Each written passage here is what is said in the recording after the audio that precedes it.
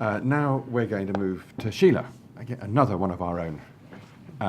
Shelagh is a research fellow in the Climate Environment Programme here at ODI, and she's been looking hard at the private climate finance and the role of subsidies in shaping private investment. Shelagh. Thank you. Oh, sorry. I'll wait for the slides to come up. I guess I'm sort of going to try to play a bit of the devil's advocate role on the panel. First, by sort of interrogating the framing of the discussion, and I'm quite happy that Mary Robinson, who I'm very honored to sit next to, has opened the door for us both to kind of talk about how we can change the narrative around these questions, and also how we can talk a little bit more realistically about what business as usual means, not just in terms of high carbon business as usual. So the questions that were on the kind of framing for this event were around what role do non-state actors play, and there were a bunch of words that were included, so around contributions that non-state actors can make, coalitions between public and private actors, and collaborations.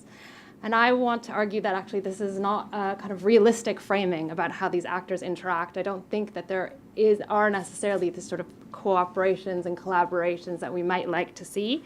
I have been working in the climate change space for quite a long time. I worked for an organization called the Climate Group, which actually had this as its framing. I started working for them when they launched in 2004, and their objective was, because Kyoto hadn't yet been ratified, what could they do in terms of working with states and cities and businesses and the finance sector, which I focused on more specifically, to ensure that there was kind of momentum on climate in the absence of action by governments.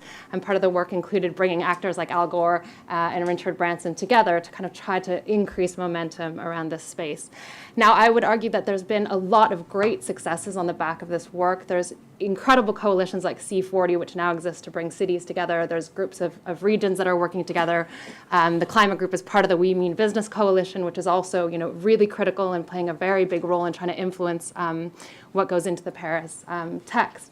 But I would argue this is not enough, and that if we only focus on these sort of positive collaborations, we are not going to achieve the transformation and the transition that we need. Everyone sort of mentioned this 70 trillion.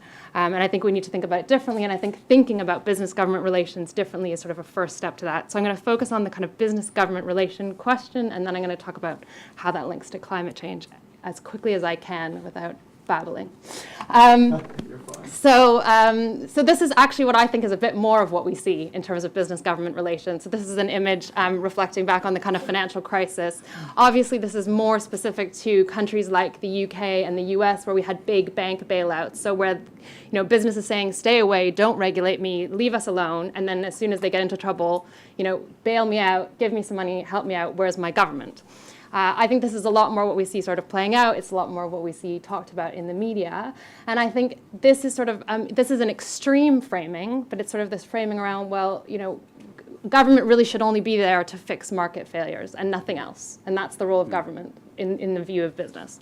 Now, I would argue we're not really in that kind of Richard Branson, Al Gore holding hands, walking off into the sunset space. I also don't think this is sort of where we are and need to be in terms of business-government relations. I think we need to be sort of somewhere in the middle. I really admire, and anyone who's heard me speak basically ever in the last couple of years will have seen this slide, which actually comes from someone who I really admire. Her name is Mariana Mazzucato. She's an economist, and she works on kind of finance for innovation.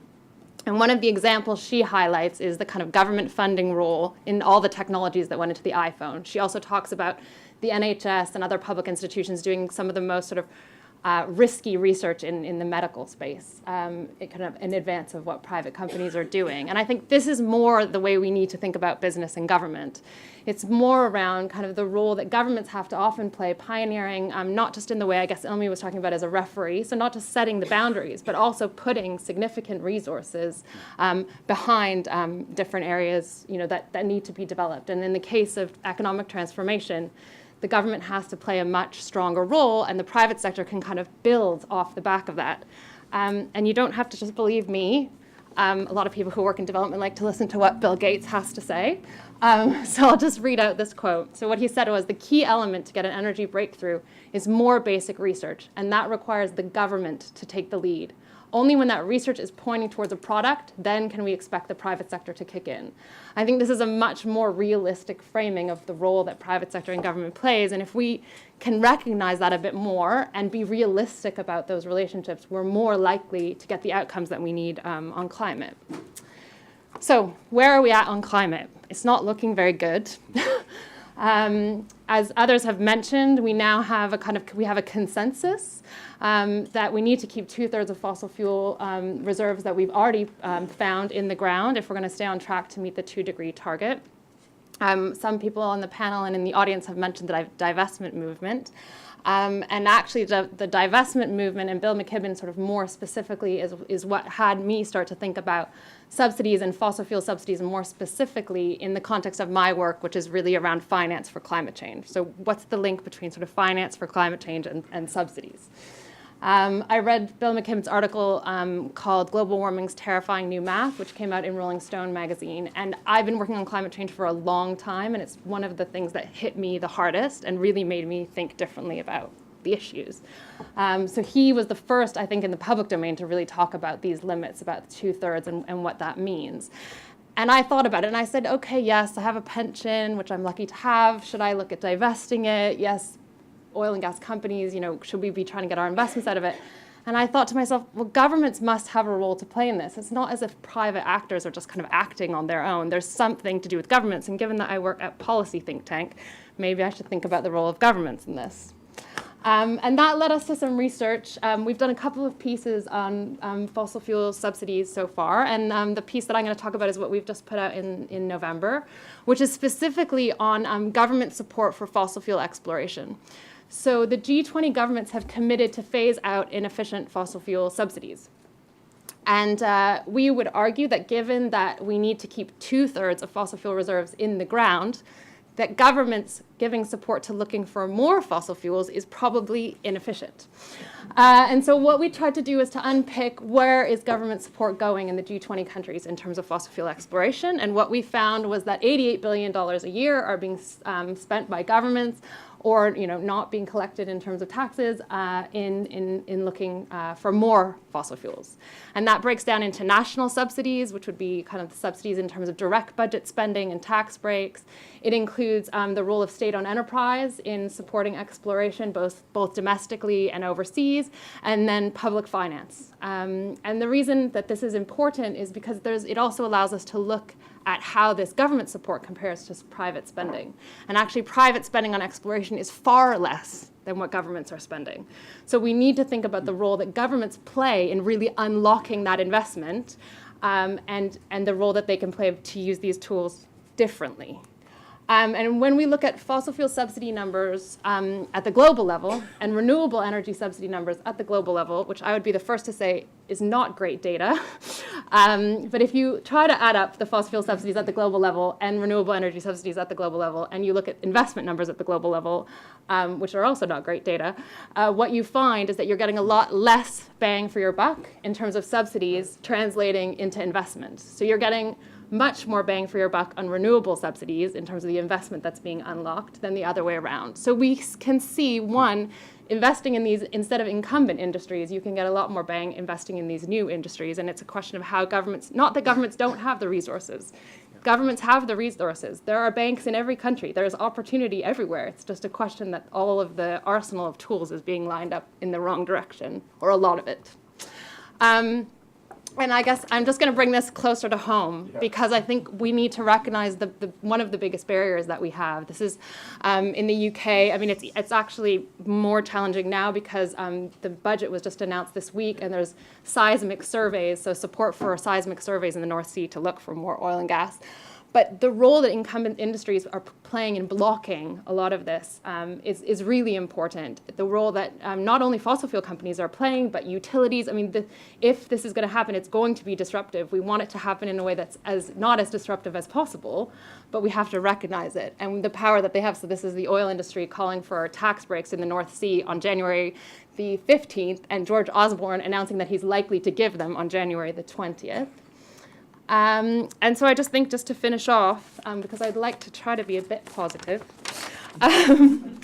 is that we need to recognize that the dynamic between governments and private sector is, I mean, it's not as simple as this cycle diagram which we put together, but that there is this dynamic of influencing and shaping between governments and private sector, that they each have tools that they use for this, in terms of taxation, in terms of subsidies and regulation on the government side, in terms of lobbying, in terms of kind of legal tools from the private sector, and that all around that is a lot of tension. So it's not just collaboration, there's corruption, there's conflicts, et cetera, et cetera. So let's recognize that. And I guess recognize, one, the private sector can play a huge influencing role, as we saw in the case of the oil and gas industry. So how can the private sector use that strength in a different direction?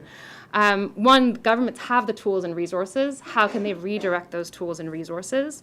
And then I guess the last is that often how these coalitions play out of private actors in particular is at the global level. So you saw Al Gore and Richard Branson sort of holding a globe. I think what we need to, and someone else in the audience mentioned this sort of strengthening of civil society at a country level, it's really about strengthening these interactions at a country level, because really that's where this stuff plays out. The lobbying and the rules and the regulations and taxes happens at a national level, and the only way we'll get international movement is if all of those actions at country level are really strengthened, including those the dynamics between private sector and government.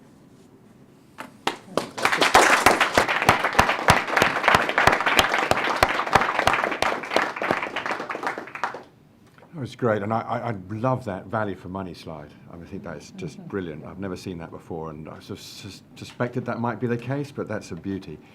One area where your thesis is pretty hard to challenge is in the energy sector itself, which is always heavily regulated, close to power, where incumbents are in every sense close to power, and where it's really difficult for new entrants to come into a market, particularly when the infrastructure has been built over a long period of time to favour them.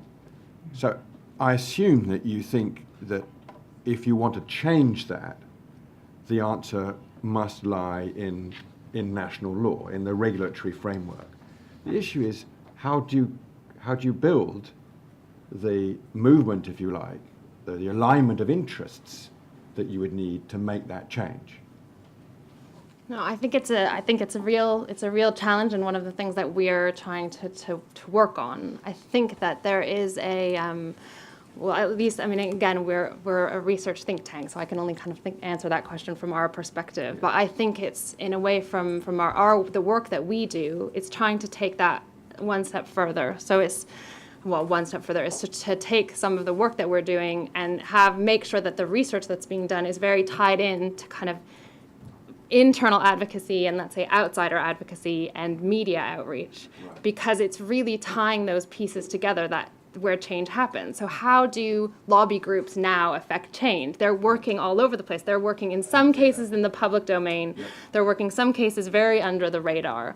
And I think it's a matter of, and sometimes oftentimes they don't want to name what they do. And I think some of what's happening now is there's an ability to kind of create coalitions that aren't necessarily named as coalitions, aren't even necessarily trying to brand themselves as linked to climate change. Right. In a lot of countries, it wouldn't be about linking it to climate change.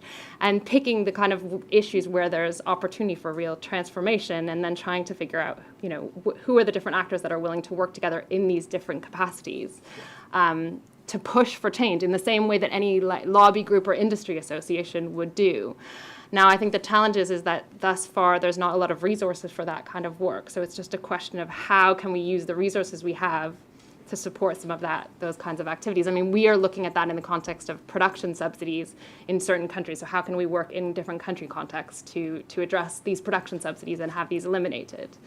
Yeah.